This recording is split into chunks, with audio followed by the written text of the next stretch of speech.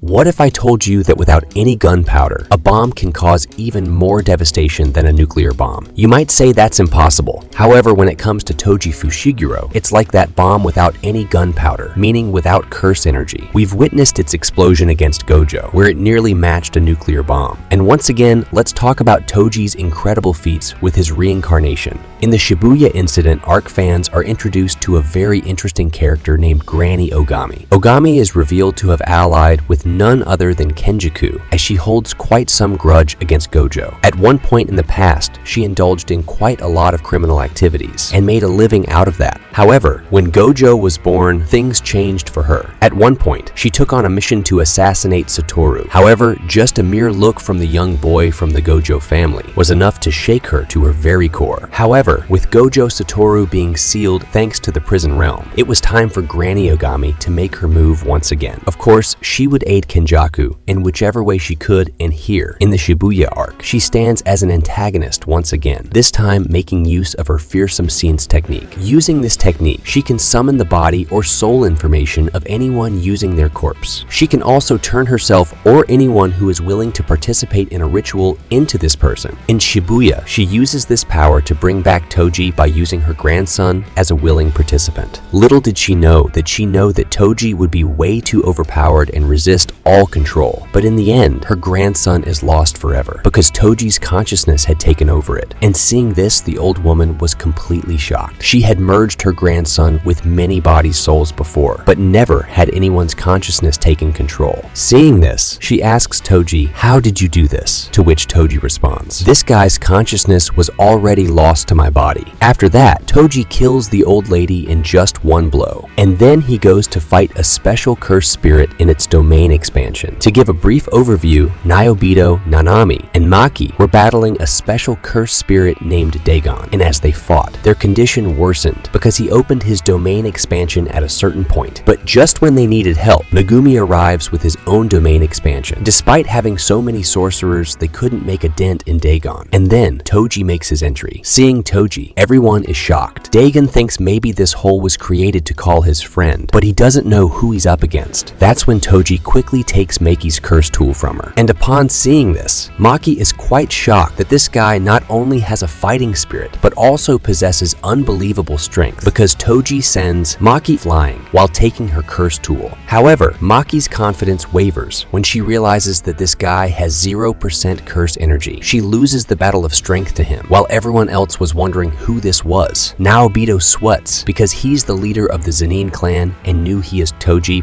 After this, we are informed about the old woman's curse technique. Her technique continued to function even after her death and will persist until her grandson's curse energy runs out. Now, if her grandson were to use someone else's soul, this technique would have ended long ago because at that time, her grandson's curse energy was being used, which is not going to happen with Toji's soul because Toji never had curse energy in the first place. He couldn't utilize his curse energy. So if the curse energy doesn't run out, this old woman's technique won't end either. This means, I think you've already grasped that Toji has been reborn, and in this moment of joy, you can also like and subscribe. Then the scene shifts to Toji, who approaches the strongest person there, Dagon. Dagon underestimated Toji, thinking of him as an easy target, and launched an attack with just a single curse, believing it would be enough. However, Toji swiftly eliminates that curse and delivers a deadly blow to Dagon. Seeing this, Dagon is shocked, and he unleashes all his attacks on Toji, but none of them even touch Toji. Meanwhile, Toji remains unfazed and continues his assault, and at the same time, Toji was also running over the water. This leaves Dagon astounded as he had left his most powerful Shikigami on Toji, but even that couldn't harm him. Additionally, we learn about a curse tool named Playful Cloud, which is unique because it doesn't contain any curse energy. Its power and the damage it can inflict depend entirely on its user. And as you know, when it comes to sheer strength, Toji has no equal, which is why he overpowers Dagon quite brutally. Afterward, Toji skillfully skillfully rub the curse tool to sharpen its edge, leaving everyone astonished at what he is doing. Dagon, on the other hand, is left wondering how he could lose to someone who possesses no curse energy at all. Then he realizes that Megumi's domain is weakening, and after it weakens completely, he can bring his full power back, giving him a 100% chance of winning. That's why he tries to dodge Toji's attacks, so he can buy time and let Megumi's domain completely dissipate. But as soon as he manages to distance himself from Toji, Nayobito closes in on him and pushes him back onto Toji. This gives Toji the opportunity to land a direct hit on him. And as Dagon counterattacks Toji manages to create several openings within him before effortlessly defeating Dagon. This leaves everyone shocked and terrified because they don't know if Toji is on their side or not. Just then, Toji starts advancing towards them, but right at that moment, he grabs Megumi and swiftly exits through a window. This all happened so quickly that even Megumi didn't realize he had been taken outside, thinking that this person is even faster than Sukuna. Then he was thinking, who exactly is this person? After being beaten by Toji for a while, Megumi starts to feel that Toji is about to launch a major attack. Well, Toji wasn't about to make any big attack, because at that time, his memories suddenly flood back to him. These were the memories of selling Megumi to the Zenin clan. No matter how much Toji may have claimed that he didn't care about his child, it wasn't true at all, because he was selling Megumi to the Zenin clan not for money, but so that Megumi could receive the respect that he himself never got. After this, Toji asks Megumi for his name. At first, Megumi thinks why he wants to know, but Megumi still tells him his name, which is Fushiguro. Upon hearing this, Toji is quite pleased because it means that Megumi was not sold to the Zenin clan. This means Gojo has kept his promise. Then with a smile, Toji tells Megumi, "Good for you," and inserts the cursed tool into his own head. Seeing this, Megumi becomes very confused about what just happened, and in this way, after Toji is resurrected, he dies again.